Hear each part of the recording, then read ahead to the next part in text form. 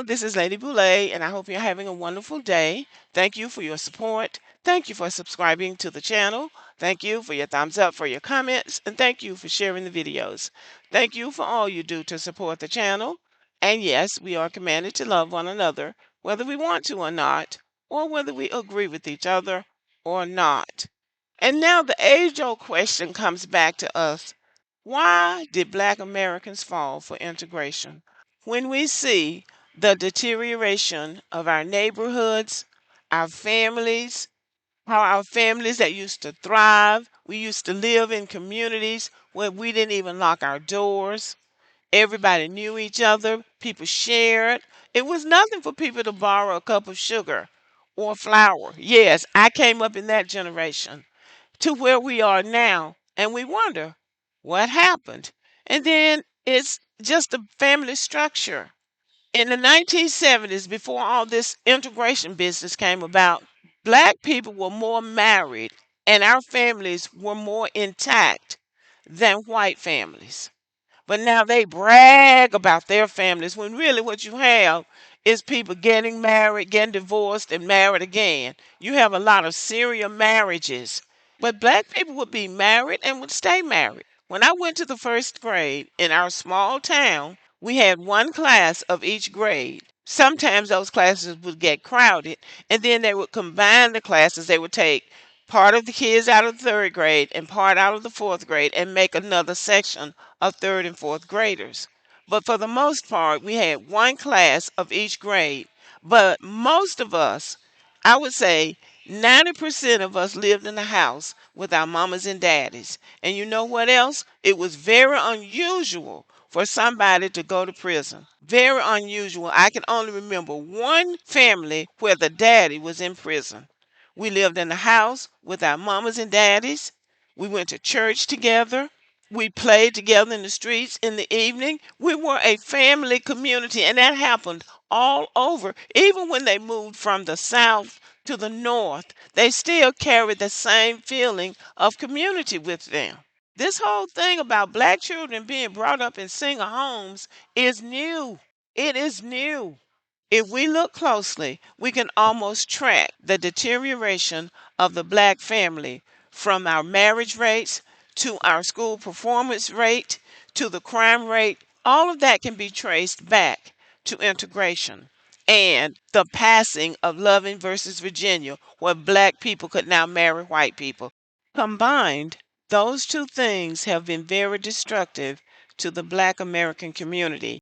The delusion of inclusion has prevented so many Black people from living in reality and accepting this country for what it is and for what it has always been.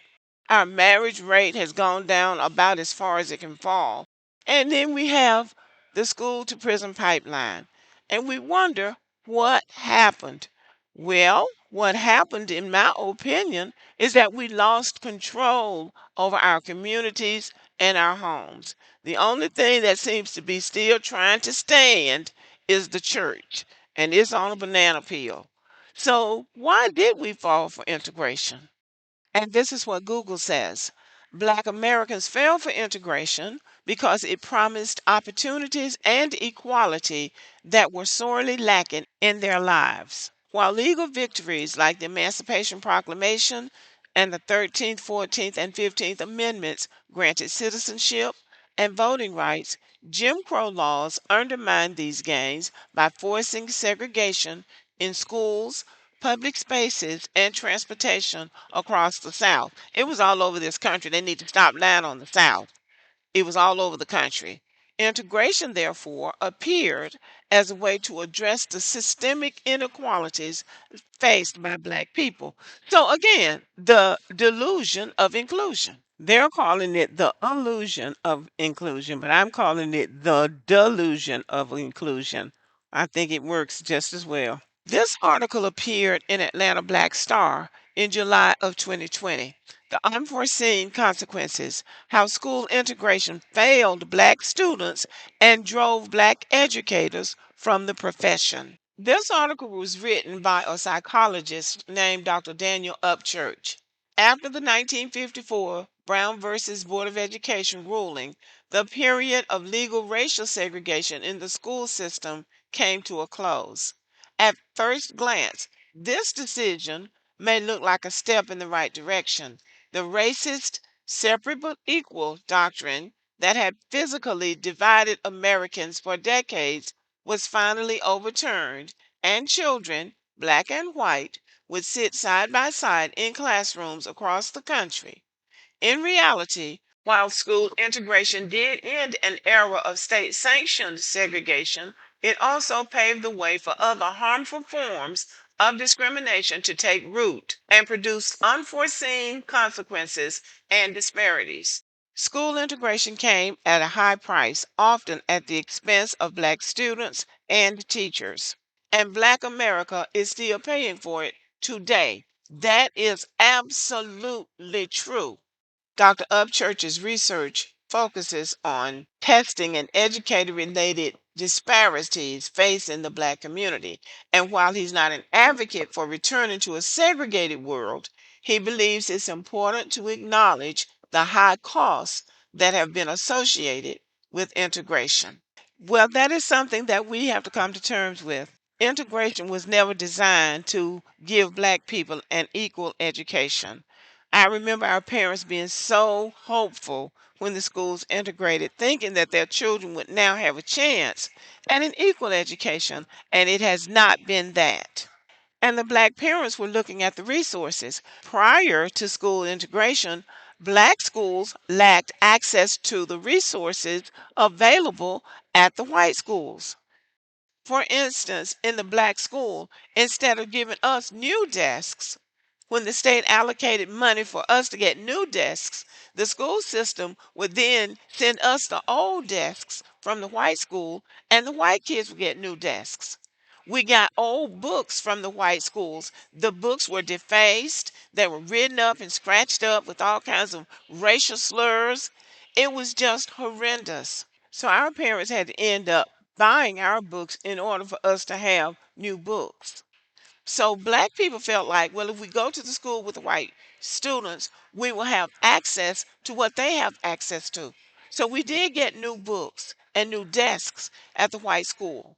But also, we didn't have a gym. Now, many black schools in the South did have gyms, but our school was very small and the school system was very racist. So when the state allocated money for us to get a gym, the white school tore their gym down and built a new gym for them, and we didn't get a gym.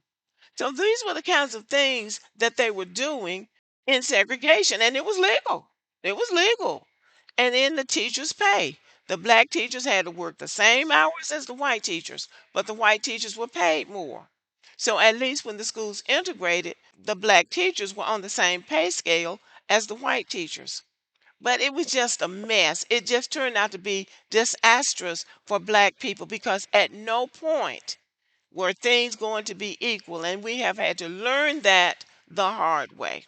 And one of the big weapons, and I'm going to say one of the biggest weapons that has been used against black people in education, both teachers and students, is testing.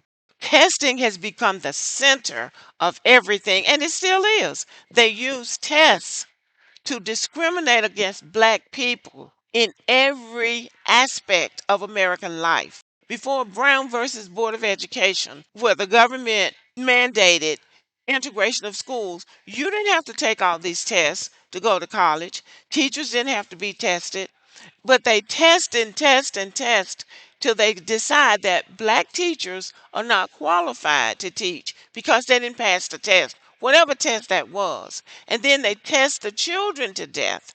And the test, well, now the black children tested low on this test, so he needs to go in special ed.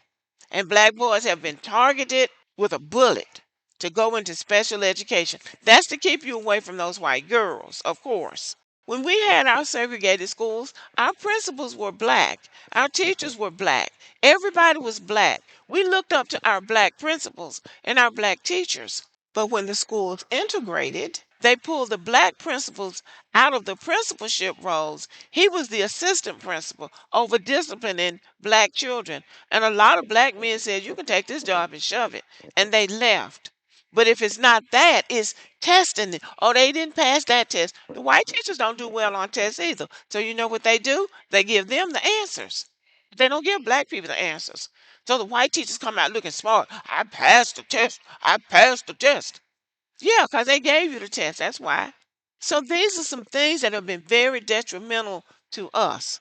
Now, the next thing is more delicate, and that's interracial marriage.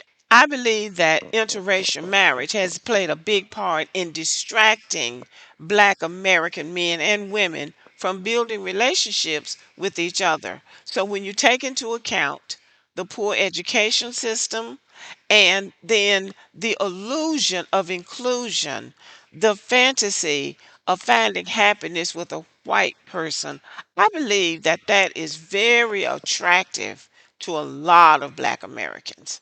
So, to sum this up, I believe the main reason, and I believe it's one main reason that Black people fail for integration, and it was the illusion of inclusion in American society in all aspects, not only in the school system, but in employment, in marriage, in our social lives. I think we fell for the idea that we were going to be included without problems. And what we have found is that that is just not the case.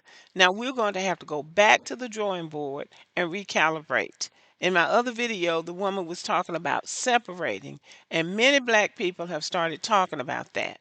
Separating, not out of meanness or hatred of white people, but for our own survival so we can grow and thrive and not always be in the shadow of white people. Let me know what y'all think about this video. Thank you for listening. Give me a thumbs up and have a wonderful evening.